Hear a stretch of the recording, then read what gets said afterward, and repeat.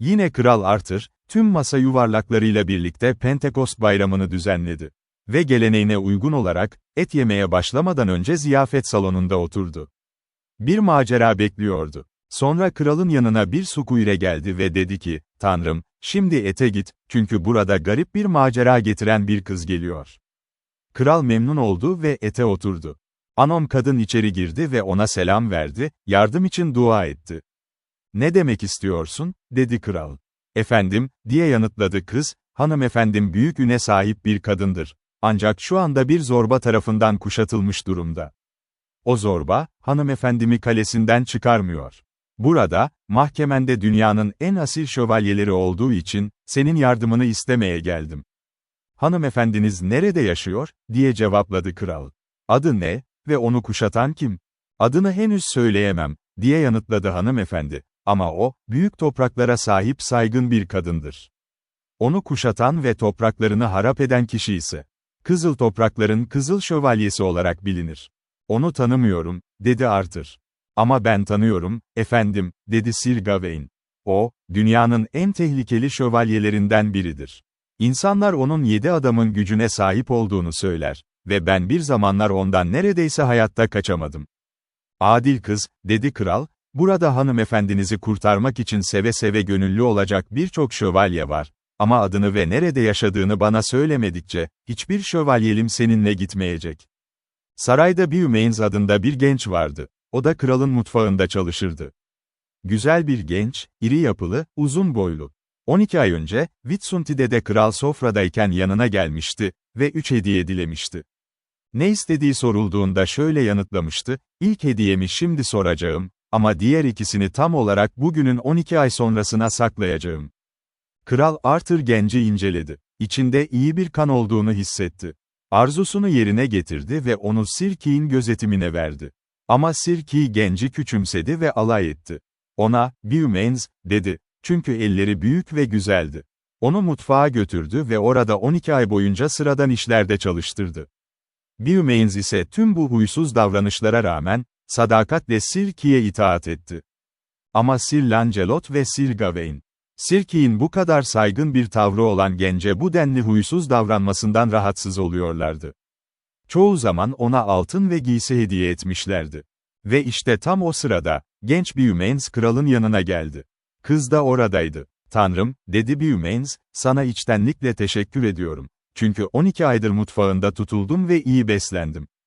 Şimdi, kalan 2 hediyemi sormak istiyorum." "Sor," dedi Kral Arthur, iyi niyetimle. "Bunlar şunlar, efendim," dedi genç.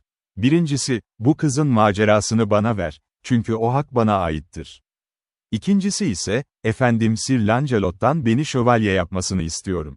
Bu onuru yalnızca ondan kabul edeceğim. Ve, uygun bir zamanda peşimden gelip beni şövalye yapmasını diliyorum." "İstediğin gibi olsun," diye yanıtladı kral. Ama kız öfkeyle bağırdı, "Bu macera için bana bir mutfak sayfası mı vereceksiniz?" Ve böylece atına atlayıp yola çıktı. Hemen ardından Beaumains'e bir cüce geldi, atlı ve zırhlı, onu bekliyordu. Tüm saray bu şeylerin nereden geldiğine şaşırdı. Ama at üstünde ve silahlıyken, sarayda ondan daha iyi görünen neredeyse kimse yoktu. Koridora girerken Kral Arthur'dan ve Sir Gawain'den izin aldı. Sir Lancelot'un onu takip etmesi için dua etti. Sonra kızın peşinden gitti ve sarayın büyük bölümü onu uğurlamak için dışarı çıktı. Öyle zengin, öyle atlı ve donanımlıydı ki, ama ne kalkanı ne de mızrağı vardı. O sırada Sir Key bağırdı, "Ben de mutfak çocuğunun peşinden gideceğim, bakalım bana itaat edecek mi?" Atına atlayıp peşinden gitti. "Beaumains, beni tanımıyor musun?" diye bağırdı. "Evet," dedi Beaumains soğukkanlılıkla, "seni bir süredir tanıyorum. Bu yüzden benden dikkatli ol." Sir Key mızrağını koydu ve ona doğru koştu. Ama Beaumains kılıcıyla öyle sert bir darbe vurdu ki, mızrağı bir yana fırlattı ve Sir Key yere yıkıldı, sanki ölmüş gibi. Beaumains indi, kalkanını ve mızrağını aldı ve cücesine Sir Key'in atına binmesini emretti. O sırada Sir Lancelot da gelmişti. Beaumains ona dövüş teklif etti ve ikisi hazırlandı. Atlar öyle bir çarpıştı ki, her ikisi de şiddetle yere düştü. Ayağa kalktılar ve Beaumains kalkanını öne koyarak Sir Lancelot ile yaya dövüşü teklif etti. Birbirlerine saldırdılar, vurdular. 1 saat boyunca itip savruldular. Lancelot, Beaumains''in gücüne hayran kaldı. Dev gibi savaşıyordu bu genç ve dövüş giderek daha şiddetli, daha korkunç bir hal alıyordu. Sonunda Lancelot dedi, "O kadar acı savaşma, Beaumains. Kavgamız öyle bir dava için değil ki şimdi duramayalım." "Doğru," diye yanıtladı Beaumains. "Ama sana karşı durabilmek, gücümü hissetmem için iyi geldi. Henüz en güçlü yeteneğimi tam olarak kanıtlayamadım. İman üzerine yemin ederim," dedi Lancelot, "kendimi utanmadan kurtarmak için elimden geleni yaptım. Dünyevi şövalyelerden hiçbirini hafife alma. O zaman, kanıtlanmış bir şövalye olarak bana şövalyelik nişanı verir misin?" dedi Beaumains. "Önce adını ve soyunu söylemelisin," dedi Sir Lancelot. "Bunu başkasına söylemek istemiyorum. Ama sana söyleyeyim," diye yanıtladı Beaumains. "Benim adım Orkneyli Grid. Sir Gawain'in kardeşiyim." "Ah," dedi Sir Lancelot. "Bu beni gerçekten mutlu etti. Çünkü sende asil bir kan olduğunu zaten hissetmiştim." Ve böylece Beaumains'e şövalyelik nişanı verdiler. Ayrıldılar. Sir Lancelot saraya dönerken, Sir Key'i kalkanıyla taşıdı. Sir Key, Beaumains'in verdiği yaradan neredeyse hayatını kurtaramıyordu. Ama herkes Sir Lancelot'u, böylesine cesur bir şövalyeye gösterdiği nezaketten dolayı yüksek sesle övdü. Ardından Sir Beaumains ilerledi ve kısa sürede kızı yakaladı. Ama kız ona küçümseyerek baktı, "Geri dön, temel mutfak sayfası. Ne yapabilirsin ki, bulaşık yıkamak dışında?" "Kız," dedi Beaumains sakin bir sesle, "ne söylersen söyle, seni bırakmayacağım. Kral Arthur'a söz verdim, bu maceradan sonuna kadar geri dönmeyeceğim ya da ölene kadar devam edeceğim." "Sen mi bitireceksin bu maceraya?" dedi kız alaycı bir gülüşle. "Yakında öyle biriyle karşılaşacaksın ki, yüzüne bakmaya bile cesaret edemeyeceksin." "Deneyeceğim," diye yanıtladı Beaumains. Böylece bir ormana doğru ilerledi. Kaçan bir adamla karşılaştılar. "Nereye kaçıyorsun?" dedi Sir Beaumains. "Efendim," diye soluk soluğa yanıtladı adam. "Yakın bir vadide 6 hırsız var. Efendimi ele geçirdiler, bağladılar. Onu öldüreceklerinden korkuyorum. Beni oraya götür," dedi Sir Beaumains. Hemen yola çıktılar. Sir Beaumains hırsızların üzerine atıldı. İlk darbede birini yere serdi. Ardından ikinci, ardından üçüncü. Diğer üçü kaçtı, o da peşlerinden atıldı ve hepsini geçip öldürdü. Sonra geri döndü ve tutsak şövalyeyi çözdü. Şövalye ona minnetle teşekkür etti ve kalesine davet etti, onu ödüllendireceğini söyledi. "Efendim," diye yanıtladı Sir Beaumains, "sizden hiçbir ödül almayacağım. Bugün dünyanın en asil efendisi Sir Lancelot tarafından şövalye edildim ve bu kızla birlikte gitmeliyim." Şövalye kızdan o gece kalesinde dinlenmeleri için yalvardı. Hepsi oraya bindi. Ama kız yine, her fırsatta Sir Beaumains'i, "mutfak çocuğu," diye alaya aldı. Ev sahibi şövalyelerin önünde onunla dalga geçti. Öyle ki masada ona daha düşük bir yer verildi. Sanki aralarında değilmiş gibi. Ertesi gün kız ve Sir Beaumains şövalye ile vedalaştı ve yola devam etti. Büyük bir ormana geldiler. İçinden bir nehir akıyordu. Ve orada, tek geçidin üzerinde 2 silahlı şövalye duruyordu. Yolu tamamen kapatıyorlardı. "O 2 şövalyeyle yüzleşecek misin?" dedi kız Sir Beaumains'e, "yoksa geri mi döneceksin?" "Geri dönmem," dedi soğukkanlılıkla. 6 kişi dururken bile geri dönmedim. Suya atıldı. Nehrin ortasında şövalyelerden biriyle karşılaştılar, mızraklarını kırdılar, ardından kılıçlarını çektiler. Şiddetli bir dövüş başladı. Sonunda Sir Beaumains rakibine öyle sert vurdu ki, adam dümen üzerine suya gömüldü. Hayatını kaybetti. Sir Beaumains karşı kıyıya geçti ve hemen ikinci şövalye üzerine atıldı. Mızrakları kırıldı, kılıçlar çekildi, vahşi ve uzun bir dövüş başladı. Çok sayıda darbenin ardından, Sir Beaumains'in kılıcı düşmanının kafatasından omuzlarına kadar geçti. Sonra kıza döndü. Ama kız yine güldü, "Ah, bir mutfak sayfasının 2 böyle cesur şövalyeyi öldürme şansı bulması. Büyük bir iş yaptığını mı sanıyorsun?" "Hayır, çünkü ilk şövalyenin atı sendeledi ve o boğuldu. Gücünle öldürmedin. İkincisini ise arkasından gelip utanç verici şekilde öldürdün." "Kız," dedi Sir Beaumains dingin bir sesle, "ne istersen söyle, umurumda değil. Hanımefendini kurtarmak için buradayım. Bana yalnızca güzel sözler söylemiş olsaydın, tüm endişelerim çoktan geçmiş olurdu. Hangi şövalyeyle karşılaşırsam karşılaşayım, Onlardan korkmam. Övüncünü yatıştıracak şövalyeler göreceksin, aşağılık mutfak adamı, diye yanıtladı kız. Sana söylüyorum bunu iyiliğin için. Çünkü peşimden gelmeye devam edersen, kesinlikle öldürüleceksin. Yaptıklarının şansa bağlı olduğunu açıkça görüyorum. Peki kız, dedi Beaumains, nereye gidersen git, ne istersen söyle, ben seni takip edeceğim. Böylece gece doğana kadar sürdüler. Kız yine durmadan Sir Beaumains'i azarlıyordu. Sonra kara bir ovaya ulaştılar, orada siyah bir alıç ağacı vardı. Ağacın üzerinde siyah bir bayrak, yanında siyah bir kalkan ve mızrak. Yakınında ipekle süslü büyük bir siyah at bağlıydı ve hemen yanında, siyah zırh giymiş bir şövalye oturuyordu. Adı Blacklands şövalyesiydi. Kız gördüğünde Beaumains'e döndü, vadiden aşağı kaç, atın hazır değil. Beni sonsuza dek korkak mı sayacaksın, diye yanıtladı Beaumains. Kara şövalye kıza yaklaştı, güzel hanımefendi, bu şövalyeyi Arthur'un sarayından şampiyonun olarak mı getirdin? Hayır, güzel şövalye, dedi kız. O sadece bir mutfak adamı. O zaman neden böyle bir düzenleme var, dedi şövalye.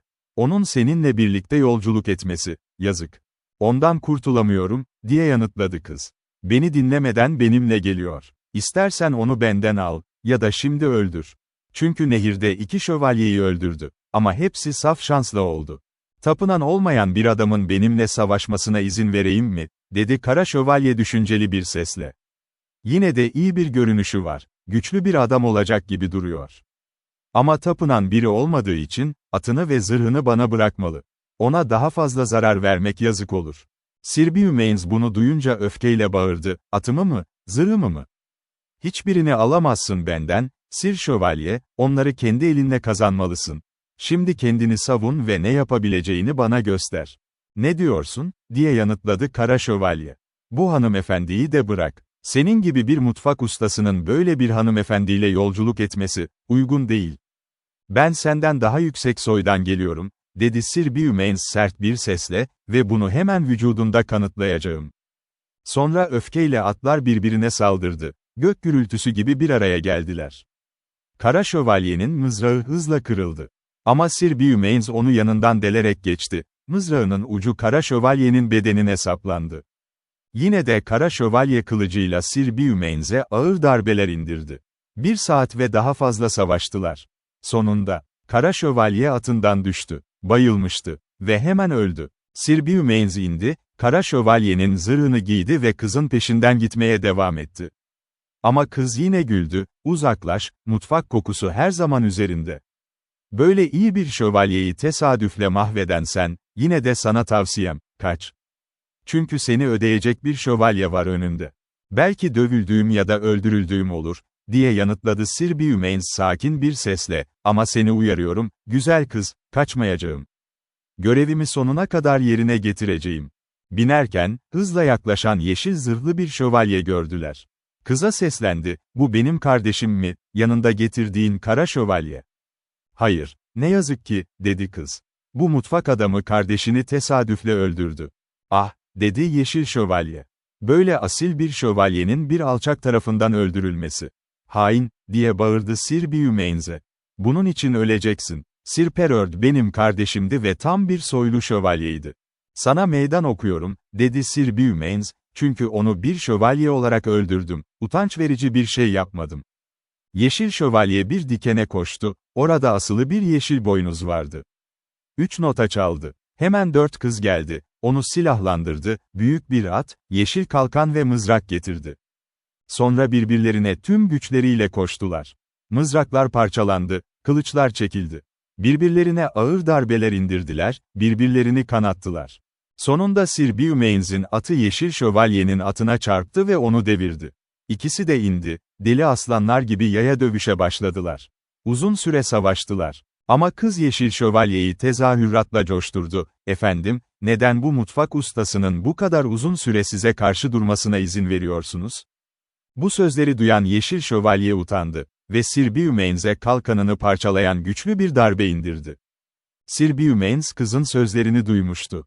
Öfkelendi ve yeşil şövalyeye dümen üzerine öyle bir büfe vurdu ki, adam dizlerinin üstüne çöktü. Bir darbeyle daha onu yere serdi. Yeşil şövalye teslim oldu ve canını bağışlaması için yalvardı. Tüm duaların boşuna, dedi Sir Beaumains, bu kızdan başka kimsenin şefaatini kabul etmem. Bunu asla yapmayacağım, temel mutfak adamı, dedi kız. O zaman ölecek, dedi Beaumains. Ah, güzel hanımefendi, diye bağırdı Yeşil Şövalye, bir kelimeyle hayatımı kurtar. Beaumains kılıcını kaldırdı, sanki onu öldürecekmiş gibi. O zaman kız bağırdı, onu öldürme, pişman olursun. Hanımefendi, dedi Sir Beaumains, senin emrinle canını bağışlıyorum. Kalk, Yeşil Zırhlı Şövalye, serbest bırakıyorum seni. Yeşil Şövalye ayaklarının dibine çöktü ve sadakatini sundu. Bu gece bende konaklayacaksın, dedi ve yarın seni ormandan yönlendireceğim. Böylece kaleye doğru sürdüler. Ama kız yine Sir Beaumains'i azarlamayı bırakmadı. Yeşil Şövalye buna hayretle baktı ve dedi, böyle asil bir şövalyeyi neden azarlıyorsunuz? Gerçekten onunla boy ölçüşebilecek kimseyi bilmiyorum ve emin olun, sonunda asil bir kandan, kraliyet soyundan geldiği anlaşılacak. Ama kız aldırmadı ve alay etmeye devam etti. Ertesi sabah kalktılar, ayin duydular. Oruçlarını açıp atlarına bindikten sonra Yeşil Şövalye onları ormandan çıkardı. Bir süre yol gösterdikten sonra Sir Beaumains'e şöyle dedi, efendim, 30 şövalyem ve ben, her zaman emrinizin bekleyicisiyiz. Çok güzel söyledin, diye yanıtladı Beaumains. Ve seni çağırdığımda, kendin ve tüm şövalyelerin olarak Kral Arthur'a teslim olacaksın. Memnuniyetle yaparız, dedi Yeşil Şövalye ve ayrıldı. Kadın Sir Beaumains'in önüne geçti ve dedi, neden hala beni takip ediyorsun, mutfak çocuğu? Mızrağını ve kalkanını bir kenara at ve zamanında kaç. Çünkü Sir Lancelot ya da Sir Tristram kadar güçlü olsan bile, Pes Perilous olarak adlandırılan bu geçidi aşamazsın. Kız, diye yanıtladı Beaumains, korkaklıkla kaçmak benim için gerçekten utanç verici olurdu, özellikle bu kadar yol geldikten sonra. Konuşurlarken, kar gibi beyaz bir kule gördüler. Güçlü surlarla, çift hendeklerle çevriliydi.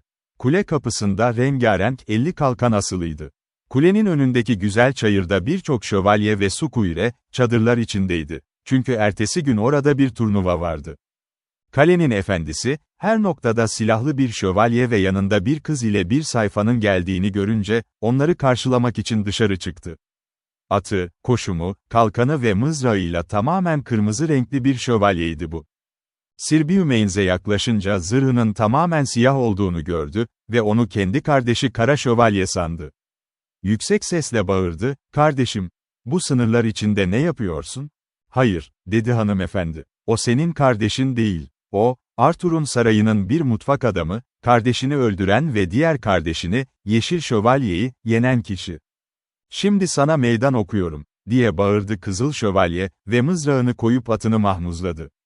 İkisi de tam hızla koştular ve çarpıştılar. Atlar yere düştü. Kılıçlarla 3 saat boyunca şiddetle savaştılar. Sonunda Sir Beaumains rakibini alt etti ve yere serdi. Kırmızı Şövalye merhamet diledi, beni öldürme, asil şövalye, 60 şövalyemle sana teslim olurum. Hepsi boşuna, Sir Beaumains, diye yanıtladı.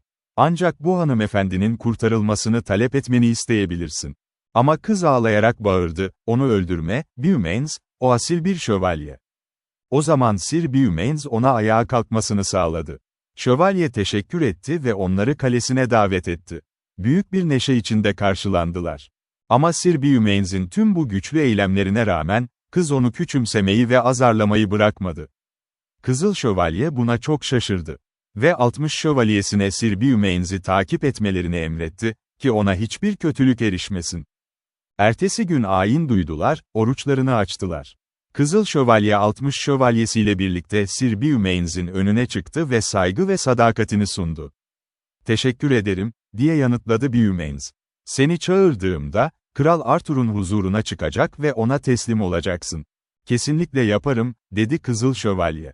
Ve böylece ayrıldılar. Sir Beaumains kıza döndü ve dedi, kız, beni sürekli azarlamak için ne kadar haksız bir gerekçen var, sana hizmet ediyorum. Beni yok edeceksin diye tehdit ettiğin tüm şövalyeler, önümde toz içinde yatıyor. Bu yüzden sana yalvarıyorum, dövüldüğümü ya da utanç içinde görene kadar beni daha fazla azarlama. Yakında sana yanıt verecek bir şövalye gelecek, diye yanıtladı kız soğukkanlılıkla. Kral Arthur hariç, o dünyanın en tapınan adamıdır. Bu daha büyük bir onur olur onunla karşılaşmak için, dedi Sir Beaumains. Kısa süre sonra önlerinde bir şehir göründü ve şehrin içinde yeni biçilmiş bir çayırda birçok güzel çadır kuruluydu. "Şu mavi pavyonu görüyor musun?" dedi kız Sir Beaumain'e. "O büyük şehrin lordu Sir Perseant'ındır. Onun geleneği, her güzel havada bu çayırda konaklayıp şövalyeleriyle yarışmaktır." Konuşurlarken Sir Persant onların geldiğini gördü ve bir haberci gönderdi. Sir Beaumain'in savaş için mi, barış için mi geldiğini sormak istiyordu. "Efendine söyle," diye yanıtladı Beaumain, "ikisi de fark etmez benim için." Haberci bu cevabı verince Sir Persant dışarı çıktı. Atlarına bindiler, mızraklarını kırdılar, ardından kılıçlar çekildi. 2 saatten fazla birbirlerine vurdu, kestiler. Kalkanları ve zırhları paramparça oldu, bedenleri kan içindeydi. Ve sonunda Sir Beaumain, Sir Perseant'ın dümen başına güçlü bir darbe vurdu. Persant yere düştü ve merhamet diledi. Sir Beaumain onu öldürmek için miğferini açmaya hazırlanırken, kız onun hayatı için yalvardı. "Bunu memnuniyetle kabul ederim," diye yanıtladı Sir Beaumain, çünkü böyle asil bir şövalyenin ölmesi yazık olurdu. "Teşekkürler," dedi Sir Persant. "Artık kesinlikle biliyorum. Kardeşim Kara Şövalye Sir Peryer'dı ve kardeşlerim Yeşil Şövalye Sir Pertolop ile Kızıl Şövalye Sir Perimons'u yenen sensin. Beni de yendiğine göre, sana saygı sunuyorum ve 100 şövalye emrinde olacak." Kız, Sir Perseant'ın devrildiğini görünce, Sir Beaumain'in gücüne gerçekten hayran kaldı. Ve şöyle dedi, "Ne tür bir insansınız? Çünkü artık emin oldum, soylu bir kandan geliyorsunuz. Ve gerçekten, hiçbir kadın bir şövalyeye benim size davrandığım gibi davranmamıştır. Ama siz her zaman nazikçe davrandınız, bu kesinlikle asil bir kandan gelmeyenin yapabileceği bir şey değildi." "Hanımefendi," diye yanıtladı Sir Beaumain, "bir şövalye, bir kızla sabrını yitirirse değerini düşürür. Bana ne demiş olsanız da, dikkate almadım. Yalnızca küçümsemeniz beni kızdırdığında, savaştığım kişilere karşı daha güçlü oldum. Ve böylece, beni ileriye iten siz oldunuz." "Ah," dedi kız ağlayarak. "Affet beni, güzel efendim Beaumain, sana karşı söylediklerimi ve yaptıklarımı. Hepsiyle kalbim," dedi Beaumain. "Ve şimdi bana güzel konuştuğunuz için, kalbim mutlu. Artık önüme çıkacak her şövalyenin üstesinden gelebilecek gücüm var gibi hissediyorum." Sonra Sir Persant onları çadırına davet etti, şarap ve baharatlar sundu. Büyük bir neşeyle dinlendiler. Ertesi sabah kız ve Sir Beaumain ayağa kalktı, ayin duydular. Oruçlarını bitirip Sir Perseant'la vedalaştılar. "Güzel hanımefendi," dedi Sir Persant, "bu şövalyeyi nereye götürüyorsunuz?" "Efendim," yanıtladı kız, "tehlikeli kaleye, kız kardeşimin Kızıl Toprakların şövalyesi tarafından kuşatıldığı yere." "Onu iyi tanıyorum," dedi Sir Persant düşünceli bir sesle. "Yaşayan en tehlikeli şövalye o, merhametsiz bir adam. 7 adamın gücüne sahip. Tanrı seni ondan korusun, Sir Beaumain. Ama onu yenebilirsen, onun kuşattığı Lady Lyons bu dünyada yaşayan en güzel hanımefendilerden biridir." "Doğruyu söylüyorsun, efendim," dedi kız. "Çünkü ben onun kız kardeşiyim, insanlar bana Linet ya da vahşi kız derler." "Şimdi bilmeni isterim," dedi Sir Persant, Sir Beaumain'e dönerek. "Kızıl Topraklar Şövalyesi bu kuşatmayı 2 yıldan fazla sürdürüyor.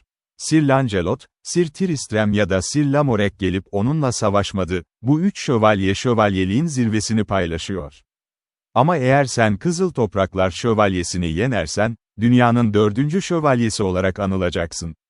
"Efendim," dedi Sir Beaumain, "bu büyük şöhreti almak isterim.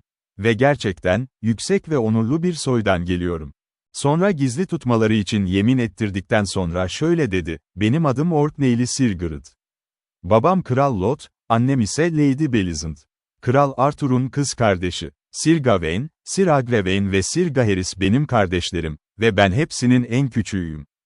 Ama Kral Arthur ve saray, henüz kim olduğumu bilmiyor." Bunu duyunca ikisi de büyük bir şaşkınlığa düştü. Kız Linet, cüceyi kız kardeşine gönderdi, gelişlerini haber vermek için. Damelions hemen sordu, "Onu kurtarmaya gelen şövalye nasıl biri?"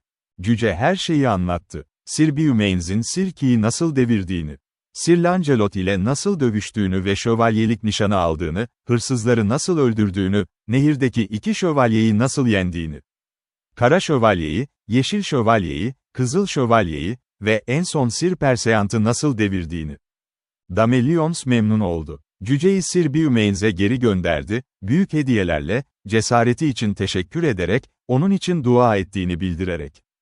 Ve cüce geri dönerken, Kızıl Topraklar Şövalyesi ile karşılaştı. "Nereden geliyorsun?" diye sordu şövalye. "Kalenin hanımefendisinin kız kardeşiyle birlikte geldim," dedi cüce.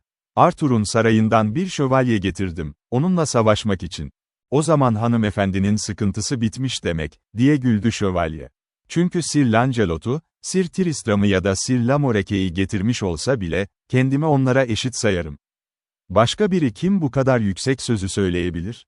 Cüce Sir Beaumains'in yaptıklarını anlattı. Ama şövalye sadece güldü, "Onu umursamıyorum. Kim olursa olsun, yakında onu yeneceğim ve utanç içinde ölümünü hazırlayacağım." Kız Lynette ve Sir Beaumains Sir Perceint'ten ayrılıp bir ormandan büyük bir ovaya çıktılar. Orada birçok pavyon ve uzakta güzel bir kale gördüler. Ama yaklaştıklarında, Sir Beaumains bazı ağaçların dallarında tuhaf bir şey fark etti. 40 şövalyenin cesedi asılıydı. Üzerlerinde zengin zırhlar, boyunlarında kalkan ve kılıçlar, topuklarında altın mahmuzlar. "Sessizlik. Bu ne demek?" diye şaşkınlıkla sordu. "Cesaretinizi kaybetmeyin, güzel efendim," diye yanıtladı kız. "Bu utanç verici manzaraya rağmen, tüm bu şövalyeler kız kardeşimi kurtarmak için buraya geldi. Kızıl Topraklar Şövalyesi onları yendikten sonra, bu zavallı ölüme mahkum etti. Sana da aynısını yapacak, ya da sen ondan daha cesur çıkacaksın. Bu gerçekten utanç verici bir gelenek," dedi Sir Beaumains. "Ve onun bu kadar uzun süre yaşaması, bir mucize." Böylece kalenin duvarlarına doğru sürdüler. Çift hendek bulunuyordu burada, bir yandan da deniz dalgaları kıyıya çarpıyordu. Kız şöyle dedi, "Çınar ağacında asılı fil dişi boynuzu görüyor musun? Kızıl Toprakların şövalyesi onu oraya astı, herhangi bir şövalye üflesin diye. Üflerse o da çıkıp savaşacak. Ama sana tavsiyem, öğleye kadar çalma. Çünkü şu an sadece şafak söktü. Ve öğlene kadar onun gücü 7 adamın gücüne ulaşır." "Öyle olsun, güzel hanım," diye yanıtladı Beaumains. "Daha güçlü olsaydı bile, onu asla bırakmayacağım. Ya onu en güçlü halinde yeneceğim, ya da sahada şövalye olarak öleceğim." Atını çınar ağacına sürdü. Fil dişi boynuzu o kadar hevesle çaldı ki, tüm kale yankılandı. Hemen pavyonlardaki şövalyeler dışarı koştu. Kaledekiler pencerelerden ve sur üstlerinden aşağı baktı. Ve Kızıl Topraklar Şövalyesi, kan kırmızısı zırha büründü. Mızrağıyla, kalkanıyla, zırhıyla aynı renge boyanmış atıyla kalenin yanındaki küçük vadiye doğru ilerledi. Herkes görebilsin diye, açık alanda. "İyi neşeli ol," dedi kız Lynette Sir Beaumains'e. "Ölümcül düşman şimdi geliyor. Ve şu pencerede, hanımefendi ve kız kardeşim Damelions var." "Aman tanrım," dedi Sir Beaumains durdu. Pencereye baktı, ve Damelions'u gördü. O ana kadar gördüğü en güzel kadındı bu. "En güzel hanımefendi," dedi, "onun için kavga etmek istiyorum, her şeyi göze alarak." Damelions mendilini salladı, onları sevindirecek şekilde. Kızıl Topraklar Şövalyesi ona döndü. "Artık bakışını o yönden çek, Sir Şövalye, ve bana dön. Çünkü seni uyarıyorum, o hanımefendi benim. Onun senin sevgini hiç istemediğini biliyorum," diye yanıtladı Beaumains. "Bil ki onu seviyorum, ve onu senden kurtaracağım ya da öleceğim." "Söyle bakalım," dedi Kızıl Şövalye. "Ağaçlarda asılı şövalyeleri görüyor musun? Ne yazık ki bu kadar övünüyorsun," dedi Sir Beaumains. "O manzara sana karşı içimde hafif bir nefret uyandırdı. Bana korku değil, öfke verdi." "Efendim şövalye, savunmana geç," dedi Kızıl Topraklar Şövalyesi, "çünkü artık konuşmayı bırakıyorum." Mızraklarını koydular ve en büyük bir güçle bir araya geldiler. Kalkanlar, atlar, koşumlar, hepsi şokla parçalandı. Yere düştüler. İkisi de öyle uzun süre sersemlemiş yattı ki, çevredekiler boyunlarının kırıldığını sandı. Herkes o garip şövalyenin güçlü bir adam olduğunu gördü. Çünkü daha önce hiç kimse Kızıl Toprakların şövalyesine bu kadar güçlü bir darbe vurmamıştı. Sonra ayağa kalktılar. Kalkanlarını önlerine aldılar, kılıçlarını çektiler, öfkeyle birbirlerine koştular. Vahşi hayvanlar gibi dövüşüyorlardı. Öyle darbeler vuruyorlardı ki, bazen her ikisi de sarsılarak geriye çekiliyordu. Böylece öğlene kadar savaştılar. Sonra nefes almak için bir süre durdular. Öyle yorgun, öyle kanlıydılar ki, onları izleyenlerden birçoğu acıyla ağladı. Sonra savaşı yeniden alevlendirdiler, bazen öfkeyle birlikte öne atılarak, bazen karmaşıklıkta kılıçlar değiştirerek. Gece gününe kadar savaştılar ve kimse hangisinin kazanacağını bilemiyordu. Çünkü Kızıl Topraklar Şövalyesi, kurnaz ve becerikli bir savaşçıydı. Ama bu incelik, Sir Beaumains daha da kurnaz ve bilge yapıyordu. Yine dinlendiler. Miğferlerini çıkardılar ve nefes aldılar. Sir Beaumains başını kaldırınca, Damelions'u gördü. Pencereden eğilip ağlayarak bakıyordu. Ve onun gülümsemesinin tatlılığını gördüğünde, kalbinde bir ışık yandı. Her şey hafifleşti. Sevinçle doldu. Kızıl Topraklar Şövalyesi'ne döndü, hazır ol. Miğferlerini bağladılar ve daha önce hiç dövüşmemiş gibi yeniden başladılar. Ve sonunda, Kızıl Topraklar Şövalyesi, Sir Beaumains'in eline ani bir darbe vurdu. Kılıcı düştü. İkinci bir darbe ile onu yere serdi. Kız Lynette yüksek sesle bağırdı, "Ah, Sir Beaumains, kız kardeşimim seni düşerken görüp ağladığına bak." Sir Beaumains bu sözleri duydu. Ve bir güçle ayağa fırladı, kılıcını yerden kaparak saldırdı. Ağır darbelerle Kızıl Toprakların Şövalyesini geri çekilmeye zorladı ve sonunda onu kılıcından yere fırlattı.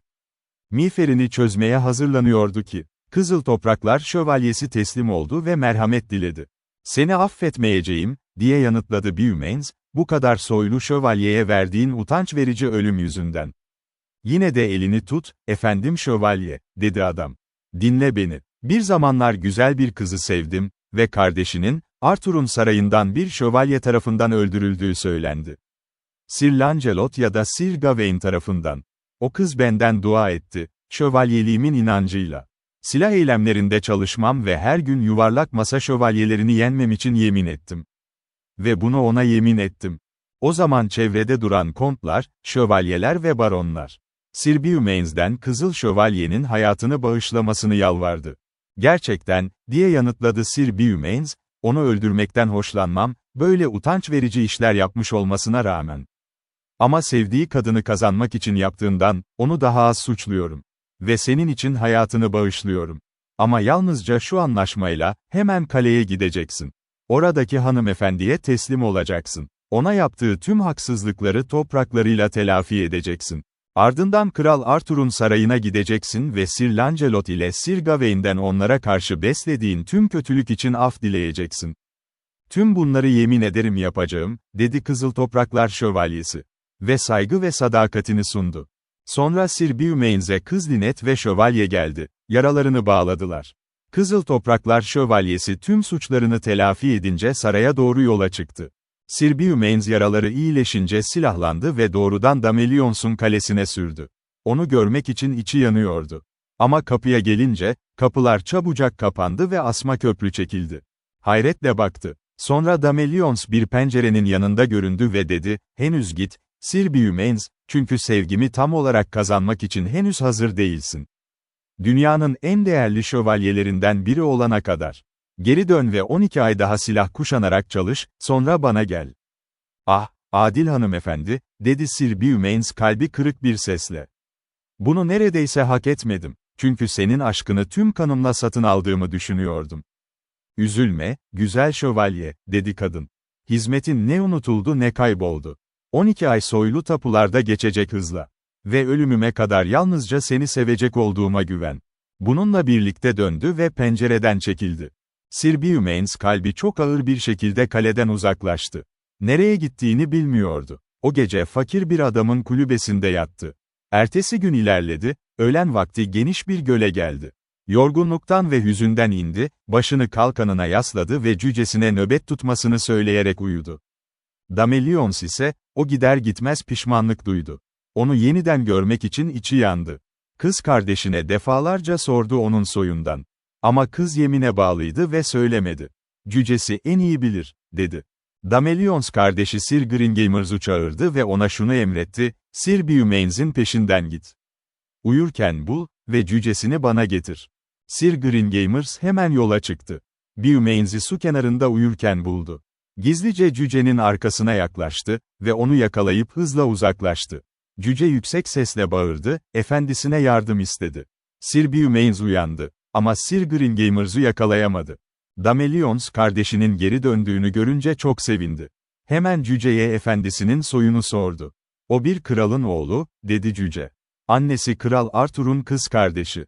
Adı Orkneyli Sir Gareth, iyi şövalyenin, Sir Gawain'in kardeşi. Ama lütfen beni efendime geri bırak, o beni tekrar bulana kadar bu ülkeden ayrılmayacağım. Damelions kurtarıcısının böyle bir soydan geldiğini öğrenince, onu her zamankinden daha çok görmek istedi. Sir Beaumains cücesini aramaya çıktı. Ama boşuna. Bir köy adamıyla karşılaştı. Böyle bir şövalye gördün mü, arkasında üzgün yüzlü bir cüce, diye sordu. Evet, dedi adam, böyle biriyle bir saatte karşılaştım. Adı Sir Gringamers. 2 mil uzakta bir kalede yaşıyor. Ama tehlikeli bir şövalye. İyi niyetle gitmiyorsan takip etmeni tavsiye etmem. Sir Beaumains yolu takip etti ve kaleye geldi. Kapıya büyük bir öfkeyle çaldı, efendim Gringamers, hain. Cücemi hemen iade et, yoksa şövalyeliğimle sana kötü gelecek. Sir Gringamers bir pencereden dışarı baktı, Orkneyli Sir Gareth, böbürlenmeyi bırakın, cücenizi bir daha yakalayamayacaksınız. Ama Lady Lyons kardeşine döndü, hayır, kardeş, cücesini iade et. Çünkü o beni çok şeyden kurtardı. Kızıl Topraklar Şövalyesi'nden beni kurtardı. Ben onu diğer tüm şövalyelerden üstün tutuyorum. Sir Gringamers, Sir Gareth'e indi ve merhamet diledi. İnmesini ve neşeyle misafir olmasını istedi. İndi. Cücesi ona koştu. Koridorda Lady Lyons, kraliyet prensesi gibi giyinmişti. Sir Gareth onu gördüğünde çok mutlu oldu. Ona nasıl olduğunu, kardeşinin cücesini alıp geri getirdiğini anlattı. Ve Lady Lyons sevgisini vaat etti, yalnızca ona bağlı kalacağına yemin etti. Onlar da birbirine söz verdiler. Sir Gringamers ona kalede kalması için dua etti ve memnuniyetle kabul etti. Çünkü, dedi, mahkemeyi 12 ay bırakacağıma söz verdim. Ama bu arada aranacağımdan eminim. Kral Arthur ve saray tarafından bulunacağım. Ve böylece uzun süre orada kaldı.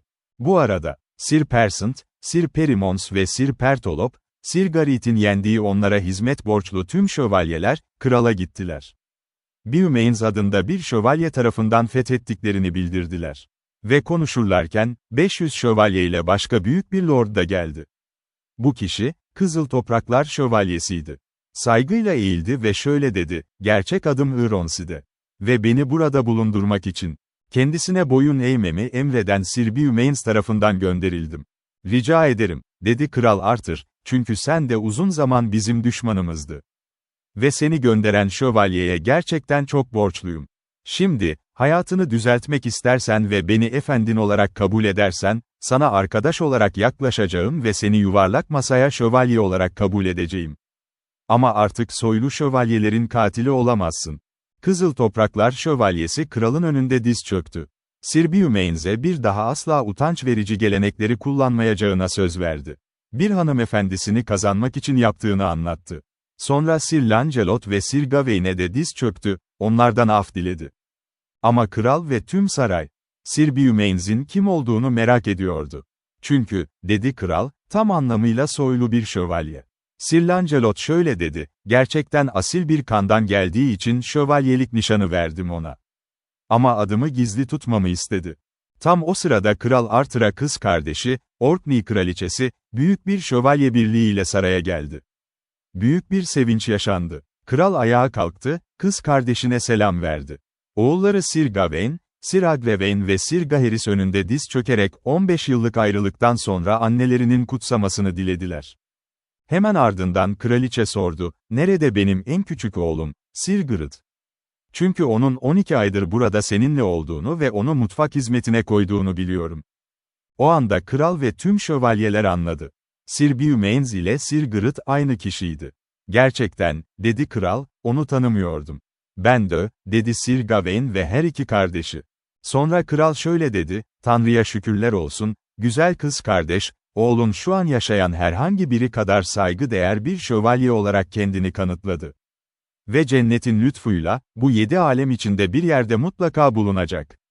Sir Gawain ve kardeşleri dediler ki, efendim, izin verirseniz gidip onu arayalım. Ama Sir Lancelot şöyle dedi, daha iyisi. Kral, Damelions'a haber göndersin. Ona en hızlı buraya gelmesini bildirsin, o da Sir Gareth'in nerede olduğunu söyler. Çok güzel söylenmiş, diye yanıtladı kral. Ve hemen Damelions'a haberci gönderdi. Damelions habercinin söylediklerini duyunca hemen geleceğine söz verdi. Sir Gareth'e de anlattı ve ne yapması gerektiğini sordu. "Rica ediyorum," dedi, "efendim Kral Arthur'a henüz nerede olduğumu söyleme. Ona şunu öner, bir turnuva ilan etsin. Göğe yükseliş gününde bu kalenin önünde. En iyi kendini kanıtlayan şövalye, beni ve tüm topraklarımı kazansın." Damelions ayrıldı ve Kral Arthur'un sarayına geldi. Hürmetle karşılandı. Sir Gareth'in nerede olduğunu sorduklarında, bilmediğini söyledi. "Ama efendim," dedi, "benim iyi niyetinle bir turnuva ilan edeceğim. Göğe yükseliş bayramında kalenin önünde, ödül ben ve tüm topraklarım olacak. Eğer sen ve şövalyelerin orada olursa, karşında savaşacak şövalyeler bulacağım. Ve eminim ki Sir Gareth hakkında haber duyacaksın." "Gerçekten çok güzel," diye yanıtladı kral. Sir Gareth, Sir Persant ve Sir Ironsight'a gizlice elçiler gönderdi, belirlenen gün hazır olmalarını emretti. "Şimdi emin olun," dedi, "dünyanın en iyi şövalyeleriyle eşleşeceğiz. Bu yüzden elimizden gelen en iyi şövalyeleri toplamalıyız." Böylece tüm İngiltere, Galler, İskoçya, İrlanda, Cornwall ve dış adalar boyunca bir ilan yapıldı, bir sonraki Meryem Ana Göğe Yükseliş Bayramı'nda, tüm şövalyeler tehlikeli kaledeki turnuvaya gelmeli. Kralın yanında mı, kalenin yanında mı olacaklarına karar vermeliler. Birçok iyi şövalye kalenin tarafına geçti. Sir Epinogris, Kuzey Galler Kralı'nın oğlu. Sir Palomedes Saracen, iyi İskoçya şövalyesi Sir Gramor Gramerson, soylu Sir Brian Desles.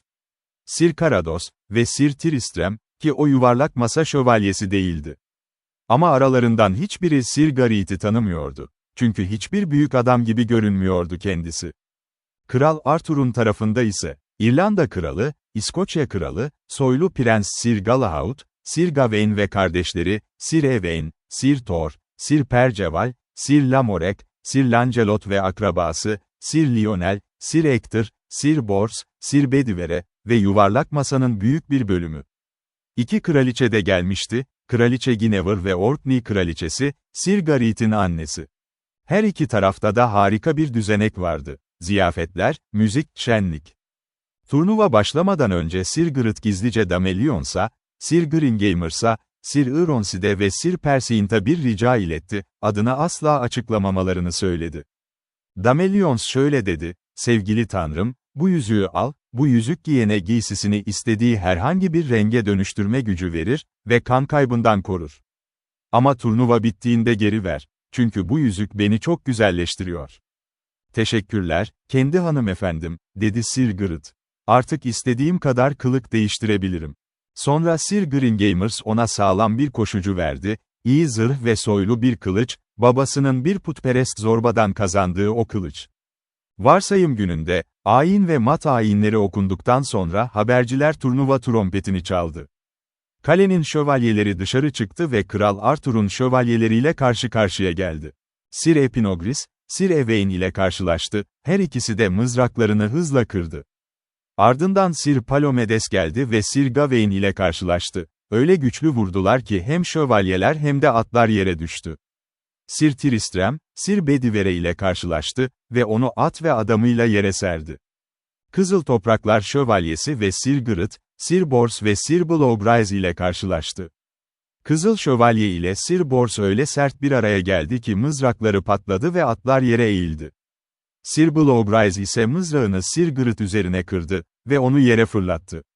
Sir Galihot'in bunu görünce üzerine atıldı, ama Sir Gareth onu da dövdü yere.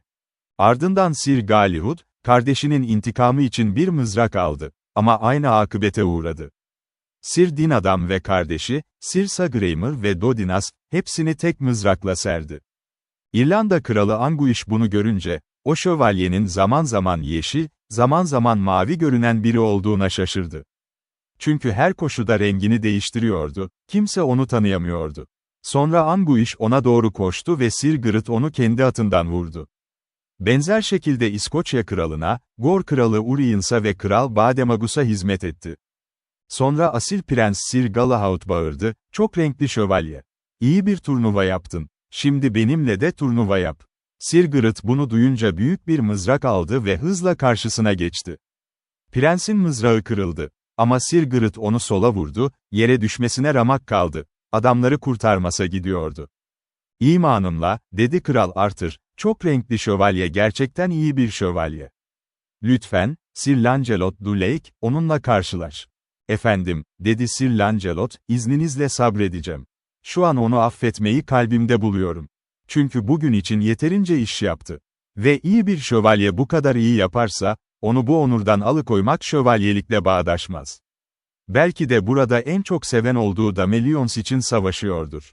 Büyük işler yapacağını görüyorum. Bu yüzden benden gelince, bugün onun onuru olsun. Sen iyi ve doğru konuşursun, dedi kral. Ardından kılıçlar çekildi. Büyük bir karmaşa başladı. Sir Lancelot harika silah eylemleri gösterdi. Önce Sir Tristram ile ardından Sir Carados ile savaştı. Ama Sir Gareth geldi ve onları rahatlattı. Yalnızca Sir Lancelot'a karşı tek bir darbe bile vurmadı. Çünkü o onu şövalye ilan etmişti. Bir ara Sir Gareth'in miğferinin tamir edilmesi gerekti ve bir kenara çekildi, içmek ve nefes almak için. Susuzluktan yıkılmıştı. Ve içerken cücesi şöyle dedi, yüzüğünü ver, içerken kaybetme. Sir Gareth çıkardı. İçkisini bitirince hevesle tarlaya geri döndü ve yüzüğü almayı unuttu. Tüm insanlar onun sarı zırh giydiğini gördü. Kral Arthur bir haberciye döndü, o cesur şövalyeyi gözlemle, kim olduğunu bilmek istiyorum. Haberci yaklaştı ve miğferinin etrafında altın harflerle yazılmış bir şey gördü, Orkneyli Sir Gareth. Haberci anında adını yüksek sesle duyurdu. Herkes onu görmek için birbirine girdi. Ama Sir Gareth keşfedildiğini fark edince, kalabalığı yararak cücesine bağırdı, oğlum, beni kötü bir şekilde kandırdın. Yüzüğümü geri ver, saklanmam gerekiyor. Hemen giymişti, zırhı yeniden değişti. Kim olduğunu bilen kalmadı. Sonra sahadan çıktı. Ama kardeşi Sir Gawain peşinden gitti. Sir Gareth ormanın derinliklerine dalınca yüzüğü çıkardı ve cücesi aracılığıyla Lady Lyons'a geri gönderdi. O uzaktayken sadık ve sadık kalması için dua etti. Ormanda uzun süre sürdü. Gece çökünce bir kaleye vardı ve kapıya vurdu. Kapıcı alaycı bir sesle, orada kalamazsın, diye yanıt verdi. Sir Gareth sakin bir şekilde dedi, efendine ve hanımefendine söyle ki, Kral Arthur'un sarayından bir şövalye buradayım, sığınak için dua ediyorum. Portör, kalenin sahibi olan düşese gitti. Onu hemen içeri alın, diye bağırdı düşes. Kral Arthur'un şövalyesi için kapı kapanmaz. Ve onu karşılamak için aşağı indi.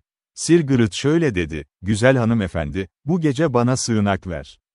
Eğer burada benimle savaşacak bir şampiyon ya da dev varsa, yarına kadar mühlet ver. Çünkü hem ben hem de atım tamamen yorulduk. Efendim şövalye, dedi düşes, cesurca konuşursun. Çünkü bu kalenin efendisi Kral Arthur'un düşmanıdır. Ve eğer bu gece burada dinlenmek istiyorsan, efendimle nerede karşılaşırsan ona boyun eğmeyi kabul etmelisin. Efendinizin adı ne, hanımefendi, dedi Sir Gareth. Duc de la Rose, dedi kadın. Söz veriyorum, dedi Gareth, boyun eğeceğim, ona zarar vermeyeceğine söz verirse. Ama reddederse, kılıç ve mızrağımla kendimi savunacağım. İyi, dedi düşes ve asma köprünün indirilmesini emretti. Böylece içeri girdi ve indi. Zırhını çıkardıktan sonra düşes ve hanımefendileri onu neşeyle karşıladı. Akşam yemeğinin ardından yatağı koridorda hazırlandı ve orada dinlendi. Ertesi sabah ayin kalktı, ayin duydu. Oruçtan çıkıp ayrıldı. Bir dağın yanından geçerken, Sir Bendelain adında bir şövalye önüne çıktı ve bağırdı, bu ülkeden turnuva yapmadan geçmezsin.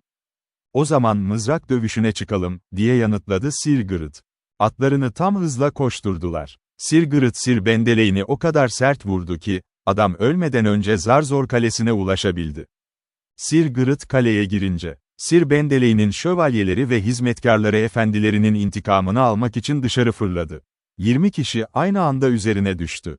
Mızrağı kırılmıştı. Kılıcını çekip kalkanını önüne koydu. Üstüne üstlük atını öldürdüler. Artık yürüyerek savaşıyordu. Ama vurduğu herkesi öldürüyordu. Korkunç darbelerle onları geri püskürtüyordu. Ta ki hepsini öldürene kadar. Sadece 4'ü kaçabildi. Sonra orada ölü yatan atlardan birinin atına bindi ve yoluna devam etti. Hemen ardından başka bir kaleye geldi ve içinden birçok kadının inleyip ağladığını duydu. Dışarıda duran bir sayfaya sordu, bu ne sesi? Efendim şövalye, dedi sayfa, içeride 30 hanımefendi var, 30 şövalyenin dul eşleri. Bu kalenin efendisi onları esir tutmuş. Ona acımadan kahverengi şövalye denir. Yaşayan en tehlikeli şövalye. Seni kaçmana uyarıyorum. Asla yapmam, dedi Sir Gareth. Ondan korkmuyorum. Sayfa kahverengi şövalyenin geldiğini gördü ve Gareth'e, Lordum yakında. İki şövalye atlarını birbirine karşı 4 nala attı. Kahverengi şövalyenin mızrağı kırıldı. Ama Sir Gareth onu bedeninden öyle sert vurdu ki adam anında öldü. Kaleye girdi ve hanımlara müjdeyi verdi, düşmanınızı öldürdüm. Sevinçle doldular, teşekkürlerini bitiremediler. Ertesi sabah ayine giderken şapelde ağlayan hanımları buldu. Mezarların başında dua ediyorlardı. Kocaları orada yatıyordu. Onları teselli etti, asil ve yüce sözlerle. Ve bir sonraki Pentekost bayramında Arthur'un sarayında olmalarını diledi. Ayrıldı ve bir dağın yanından geçerken, bekleyen iyi bir şövalye önüne çıktı. "Dur, efendim şövalye, benimle mızrak çek." "Adınız ne?" dedi Sir Gareth. "Ben Duc de la Rose'um," diye yanıtladı. "Aman tanrım," dedi Sir Gareth. "Kısa süre önce kalenizde kaldım ve size boyun eğeceğime söz vermiştim." "Sen o gururlu şövalye misin?" dedi Duc, benimle dövüşmeye hazır olan. "O zaman kendini koru." Birlikte koştular. Sir Gareth Duc'u atından indirdi. İndiler ve kılıçlarını çektiler, şiddetle 1 saat savaştılar. Sonunda Sir Gareth Duc'u yere serdi ve öldürmek üzereydi. Ama Duc pes etti. "O zaman gitmelisin," dedi Sir Gareth, "bir sonraki Pentekost bayramında efendim Kral Arthur'a git ve söyle ki, ben Sir Gareth seni gönderdim." "Öyle olacak," dedi Duc. Ve sadakat nişanesi olarak kalkanını ona verdi. Sir Gareth yalnız binerken, silahlı bir şövalye ona doğru geldi. Duc'un kalkanını önüne koyarak hızla ona doğru sürdü. Mızraklar kırıldı. Ardından kılıçlar çekildi. Güçlü, kanlı bir dövüş. Her yerden kan akıyordu. 2 saat ve daha fazla savaştılar. O sırada Lynette adlı kız o yönden geçiyordu. İkisini görünce bağırdı, "Sir Gawain ve Sir Gareth, kavga etmeyi bırakın, çünkü siz kardeşlersiniz." Kalkanlarını ve kılıçlarını attılar. Birbirlerini kollarına aldılar. Uzun süre ağladılar, konuşamadılar. Sonunda her biri diğerine savaşın onurunu verdi. Nazik sözler döküldü aralarına. Sir Gawain dedi, "Ah kardeşim, seni aramakta ne büyük keder ve emek yaşadım. Ama seni gerçekten onurlandırırdım kardeşim olmasan da. Çünkü Kral Arthur'a ve sarayına büyük bir tapıma yaptın. Yuvarlak masadakilerden daha fazla şövalye gönderdin, yalnızca Sir Lancelot hariç." Kız Lynette yaralarını ve atlarını sardı. Sonra Palfrey'ine binerek Kral Arthur'a gitti ve bu tuhaf maceradan haber verdi. Haberi duyunca kral hemen atına bindi ve hepsiyle birlikte kardeşlerle buluşmaya çıktı. Büyük bir topluluk, lordlar, hanımefendiler. Kral Arthur onları görünce içten sözler söyledi, sevinçten neredeyse konuşamıyordu. Hem Sir Gawain hem de Sir Gareth amcalarının dizlerine çöktü. Saygılarını sundular. Aralarında büyük bir sevinç ve neşe vardı. Sonra kral kız Lynette'e döndü, "Neden Lady Lyons, bu kadar emek veren şövalyesi Sir Gareth'i ziyaret etmek için gelmiyor?" "Efendim," diye yanıtladı kız, "onun burada olduğunu bilmiyor. Ama onu görmek için çok istiyor." "Git ve onu buraya getir," dedi kral. Kız kardeşine haberi iletti. Ve bunu duyunca Dame Lyons elinden gelen tüm hızla geldi. Sir Gareth onu görünce aralarında büyük bir sevinç yaşandı. Kral, Sir Gareth'e o hanımı eş olarak alıp almayacağını sordu. "Efendim," diye yanıtladı Sir Gareth, "iyi bilin ki onu her şeyden, tüm kadınlardan çok seviyorum." "Şimdi, güzel hanımefendi," dedi Kral Arthur, "ne dersiniz?" "En soylu kral," diye yanıtladı Dame Lyons, "efendim Sir Gareth benim ilk ve son aşkımdır. Eğer onu kocam olarak alamazsam, hiç kimseyle evlenmeyeceğim." Kral onlara döndü, "Emin olun ki, 2 kalbinizi ayırmak için hiçbir nedenin olmayacağı taç üzerine söz veriyorum." Ardından büyük evlilik hazırlıkları başladı. Kral bir sonraki Michaelmas'ta, deniz kenarındaki Kinkenadon'da töreni istedi. Sir Gareth, savaşta yendiği tüm şövalyelere mesajlar gönderdi, evlilik gününde orada olmalarını istedi. Ve bir sonraki Michaelmas'ta, deniz kenarındaki Kinkenadon'da güzel bir topluluk bir araya geldi. Canterbury Başpiskoposu Sir Gareth ile Lady Lyons'u tam bir ciddiyetle evlendirdi. Sir Gareth'in yendiği tüm şövalyeler ziyafette yerini aldı. Her türlü eğlence ve oyun düzenlendi, müzik ve minstrellik eşliğinde. 3 gün boyunca harika bir mızrak yarışması yapıldı. Ama kral, gelin yüzünden Sir Gareth'in mızrak dövüşüne girmesine izin vermedi. Kral Arthur onlara büyük topraklar ve altın bağışladı. Ve böylece Sir Gareth ile Lady Lyons, hayatlarının sonuna kadar birlikte, kraliyet gibi yaşadılar.